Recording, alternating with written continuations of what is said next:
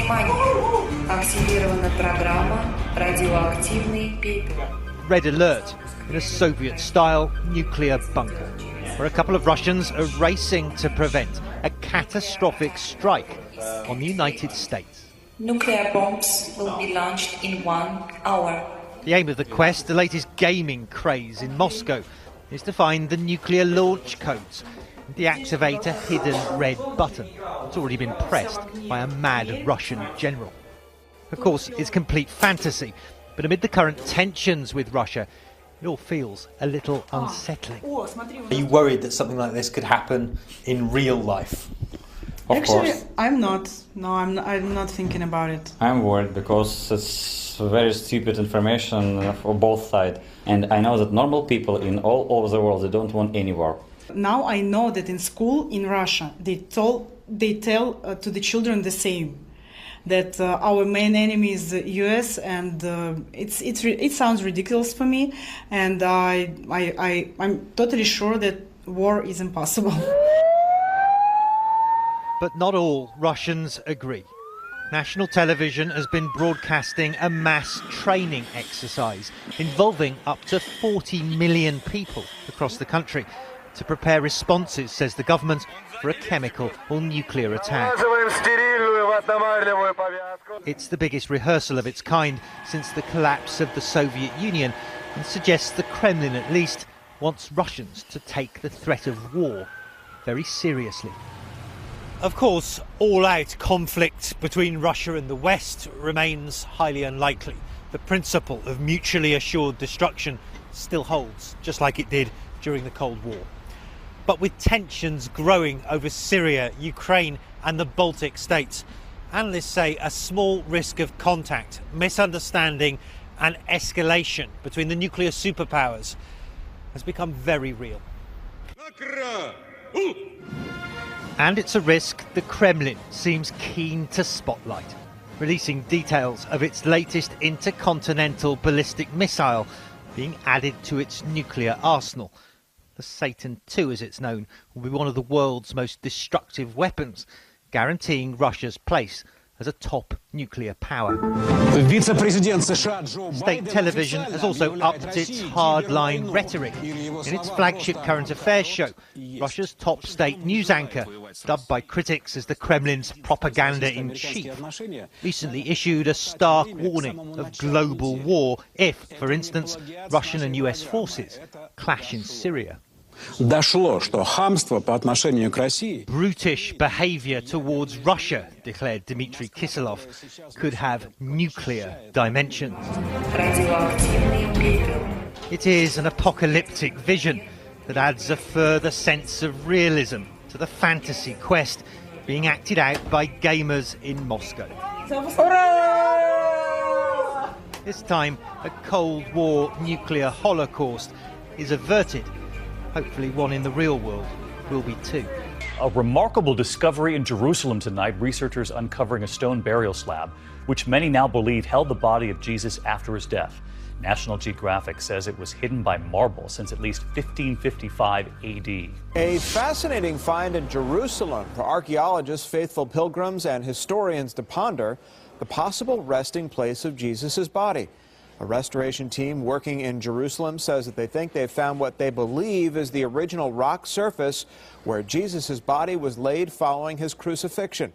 Experts removed a marble slab, and they were surprised to find another marble slab featuring a small etching of a cross believed to be from the 12th century.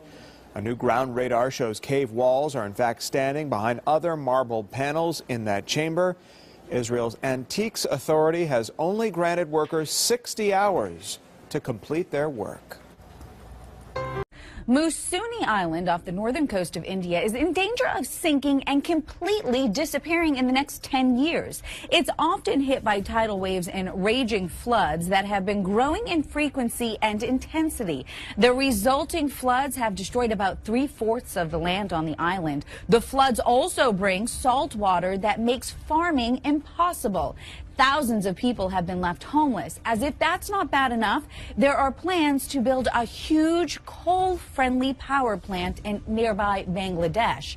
The UN is urging that work on the power plant be halted. They say the plant could cause pollution and damage mangrove forests that serve as a barrier against storm surges and cyclones, which would make things even worse for Musini. A cholera outbreak in Yemen is spreading rapidly, adding to the already grim humanitarian situation in the country. Although many cases can be treated by rehydration, 18 months of war has left the country with few functioning medical facilities and clean water supplies. Our latest figures I got this morning is that the number of cases is increasing and that there are, as of 27th of October, 1,410 suspected cholera cases in 10 out of Yemen's 23 governorates. On top of the outbreak, the UN estimates 370,000 children are at risk of acute malnutrition, which requires urgent treatment. Nearly 10,000 deaths of children under 5 years may have occurred due to decline in healthcare, this crumbling health system.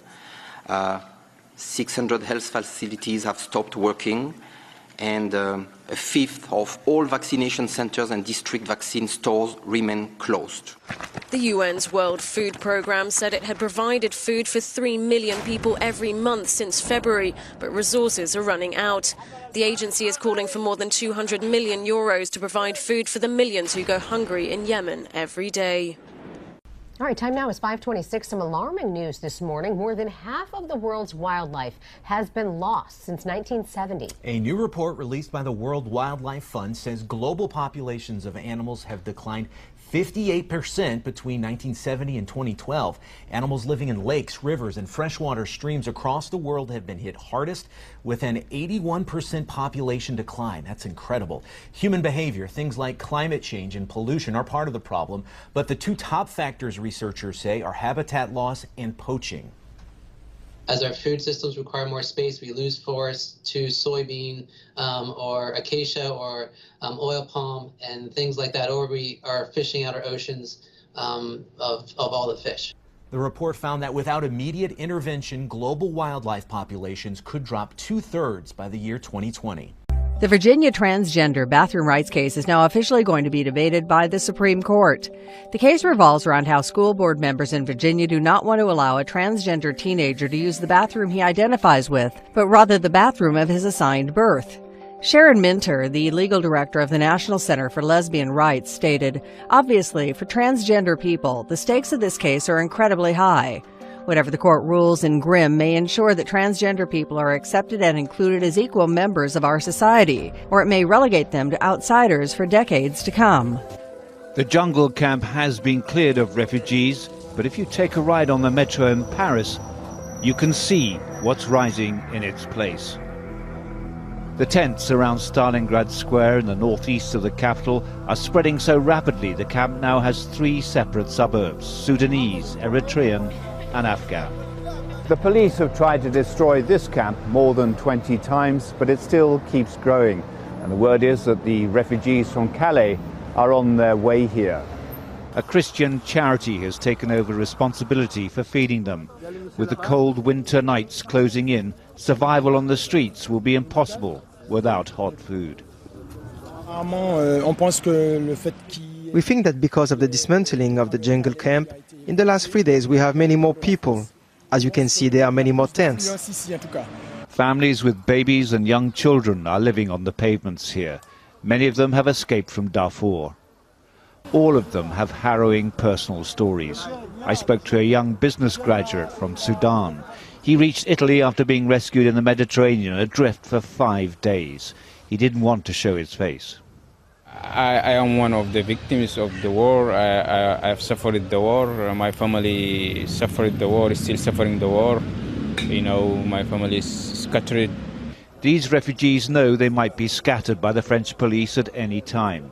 They know that more desperate families might soon join them. They're dreaming of a future, a home, some form of security. Many still want to reach Britain. It's a hope they're holding on to. David Chater, Al Jazeera, Paris. Campaign signs being destroyed and stolen across southwest Florida. In Cape Coral, we've seen Trump signs spray painted with swastikas. One guy even recorded himself running over a Trump sign. In Collier County, a Trump sign torn down and stuffed in a mailbox. You see deputies here dusting it for fingerprints. And today in Charlotte County, a woman says her signs disappeared after someone actually knocked on her door and called her out for supporting Hillary Clinton. And I was totally appalled. I would never have the guts to go up to somebody else's privacy of somebody else's home and accost them in that way. Another woman says she had 5 signs stolen, so she put up this handmade one announcing the thefts to everyone. Today, NBC2's Tim Ronca looks at the signs disappearing in Charlotte County. Terry DeSimone can't leave her Hillary Clinton signs up anymore, bringing them in each night. It just kind of bothers me that people have the nerve to come right up in your yard and steal something off your property. She's not alone. At least 2 other neighbors in Rotunda keep having to replace their signs as well. Is this what people are wanting to do now? Is this what America's all about? Marianne DJ even had someone come to her door and say, "Why are you voting for that?" And she pointed to my sign. And I was totally appalled. The thefts have become so bad that one of the victims actually put up this sign on their property saying that 5 signs have been stolen, but that she still will support Hillary Clinton. One of the victims reached out to the Northport Democrats for help, who say the thefts can be frustrating. My wife actually brought her another sign the next morning. That's been stolen. It gets expensive after a while, on top of the frustration. The Charlotte County Sheriff's Office is now looking into this. But in the meantime, neighbors say they'll still show their support. But I still feel that I have the right to put out my beliefs in front of my home. In Charlotte County, Tim Ronca, NBC2. Damaged and stolen campaign signs are not just a problem here in Southwest Florida. Take a look at this video from Wisconsin. Home surveillance catching a guy, yep, he's in his underwear, taking a blowtorch to a Trump sign. And then you see 2 people walk up to him, see what he's doing, and then they actually give him a fist pump. An Oregon man named Brian Trump is being harassed for having his license plate. He says most people think he's making a political statement. He's had the plates for about 9 years, though, and never had a problem until recently. He says people yell at him, honk, even tailgate him. They started screaming obscenities at me and then swerving their vehicle into my lane, trying to run me off the road. Just really want people to treat each other a little bit nicer, and that's not someone's fault for having the last name. If you're wondering who Brian Trump supports, he wouldn't say, and to him it doesn't matter. He says he plans to add a sticker to his car saying, "It's my last name, and I've got better hair." A day after hundreds clashed with police on property owned by Energy Transfer Partners in North Dakota, protesters and members of the Standing Rock Sioux tribe say they plan to press forward with a fight that's been brewing for months. On Thursday, protesters hurled verbal assaults at officers. I've been living in a sleeping bag of tent for 3 months, waiting for this day. Some cursing, others chanting, "Hands up, don't shoot." Molotov cocktails were thrown, cars and tires set on fire, and according to local authorities, one woman fired 3 shots at officers. Although nobody was hurt, authorities say there's still the potential for more violence. If you would scope out social media, you would see on there the numerous death threats that are out there for law enforcement for being involved in here, just simply for doing our job. Many of them are posing in pictures holding automatic rifles, suggesting that they're gonna come to Standing Rock, come to this area, and shoot law enforcement officers. That's extremely concerning to us, and we need to take those threats seriously. More than 400 protesters have been arrested in recent months near the Dakota Access Oil Pipeline, which runs through 4 states. The project costs $3.8 billion, and when finished will pump up to 570,000 barrels of oil a day. A major economic boom, say supporters. But critics maintain the pipeline, which runs near tribal land, will ruin ancient sites and could pollute the water. Even going as far to protest inside Hillary Clinton's campaign headquarters in Brooklyn on Thursday. In September, a federal judge gave the project the green light after the tribe challenged in court. The tribe now asking the Department of Justice to step in to, quote, ensure protection of First Amendment rights and the safety of thousands, and plans to regroup protesters on nearby federal land. Members of law enforcement on the ground in North Dakota say they respect everyone's right to protest, but not when they're destroying property, trespassing, or trying to hurt officers. Another natural disaster nightmare for central Italy. Just 2 months after an earthquake claimed nearly 300 lives, new tremors nearby have caused utter devastation. Last night's twin earthquakes, 2 hours apart, are not being blamed directly for any deaths, but a number of mostly minor injuries have been reported. As solidarity steps up for those in need, we spoke to the mayor of Visso at the center of the quake zone. We've focused on people's fundamental needs: food, water, toilets. We're organising 2 temporary kitchens, but this evening there will be a problem as to where people will sleep. If we can't do any better, we'll put up tents. We've started checking the destruction, which is significant because the main administrative centre of the area was very heavily damaged, as well as the neighbouring communities. The earthquakes, measured at up to 5.5, then 6.1 magnitude, were followed by aftershocks. Authorities say the fact the first tremor was weaker than the second probably saved lives, as most people had already left their homes. Last night, after the quake, there was a power cut and a storm with heavy rain. We tried to organise ourselves so as to all assemble in one square.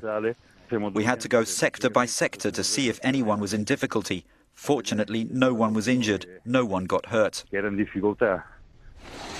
Hundreds of years of history were destroyed with the fall of the ancient San Salvatore church, another loss for this rural area so sorely tested in recent weeks.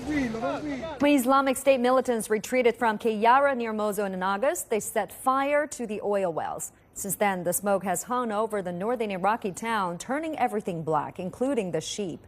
Efforts to put out the fires have failed, and Islamic State have continuously shelled the area. According to the Pentagon, a Russian fighter jet and a U.S. military plane flew dangerously close to each other while flying over Syria earlier this month. U.S. Air Force Lieutenant General Jeffrey Harrigan, commander of U.S. air operations across the Middle East, characterized the incident as a near miss. Both planes were flying at hundreds of miles an hour with their lights off on the night of October 17th. The U.S. military plane came within less than half a mile of the Russian jet. According to the U.S. military officials, it was close enough to be in the jet wash of the Russian plane. The near miss underlines how the intensifying conflict in Syria could make deepening tensions between the United States and Russia over Russia's role in the Syrian war even worse. Breaking overnight, it could be the first creepy clown attack here in San Diego. A man says he was stabbed in the college area by 4 clowns. A man told police he was skateboarding last night when he got into an argument with someone across the street. He skated away. That's when he says 4 people in clown costumes, similar to the ones that you see on your screen, attacked him. He was stabbed in the cheek, the shoulder, and the stomach. He is expected to be okay. Police are still investigating this. Well, Fox Alert now. Hillary Clinton's email scandal is making news yet again. The FBI says it's reopening the investigation into her use of a private email server. Russ joins us now with more information. This investigation tied to another embarrassing scandal that really rocked the Clinton campaign. Yeah, that's right, Sinead. Fox News reports that the investigation into Anthony Weiner's sexting scandal turned up new emails related to the Clinton email server investigation. Weiner is married to Hillary Clinton's closest aide, Huma Abedin. They are estranged now, of course. He is currently being investigated over claims that he sexted an underage girl.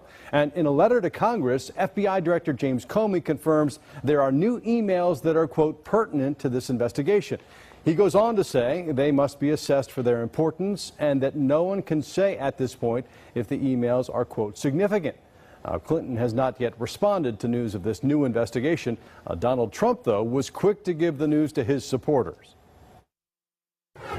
The FBI and the Department of Justice are now willing to have the courage to right the horrible mistake. We must not let her take her criminal scheme into the Oval Office. Any reaction to the FBI investigation? Well, Clinton's campaign chair says the FBI director owes it to the American people to provide more details immediately. And he's confident this new investigation will not change anything that's happened so far. In a statement, House Speaker Paul Ryan said Clinton has, quote, nobody but herself to blame So you can imagine there's going to be a lot of talk and new revelations about this scandal in the next 11 days leading up to the election.